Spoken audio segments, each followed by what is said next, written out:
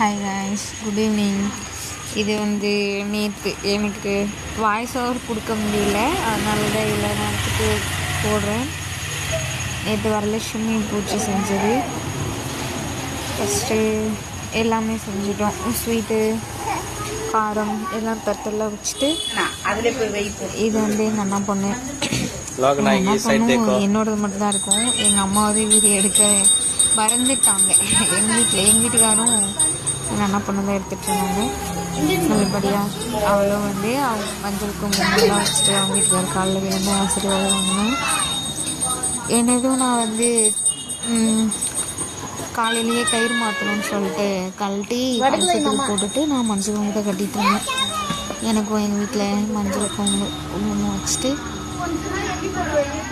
உள்ளே போயிட்டு சாமி முன்னாடி ஆசீர்வாதம் வாங்கிட்டு காலை விழுறதுக்கு முன்னாடி ஒரு 5 நிமிஷமாக வெயிட் பண்ணுங்க அப்படின்னு சொன்னார்.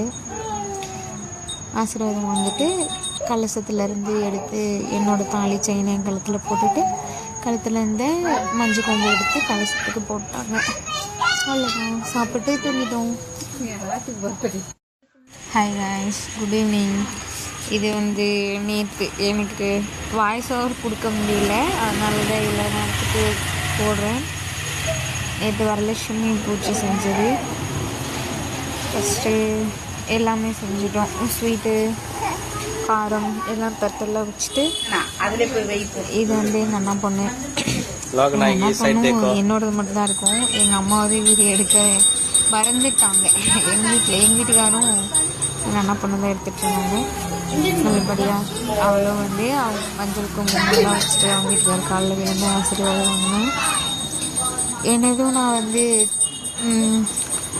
காலையிலேயே கயிறு மாற்றணும்னு சொல்லிட்டு கழட்டி கலசத்துக்கு போட்டுட்டு நான் மஞ்சள் குங்குமத்தை கட்டிட்டு இருந்தேன். எனக்கும் எங்கள் வீட்டில் மஞ்சள் குங்குமம் வச்சுட்டு உள்ளே போயிட்டு சாமி முன்னாடி ஆசீர்வாதம் வாங்கிட்டு காலை விழுறதுக்கு முன்னாடி ஒரு 5 நிமிஷமாக வெயிட் பண்ணுங்க அப்படின்னு சொன்னார். ஆசீர்வாதம் வாங்கிட்டு கலசத்துலேருந்து எடுத்து என்னோடய தாலி செயினை என் கழுத்தில் போட்டுட்டு கழுத்துலேருந்து மஞ்சள் கொம்பு எடுத்து கலசத்துக்கு போட்டாங்க.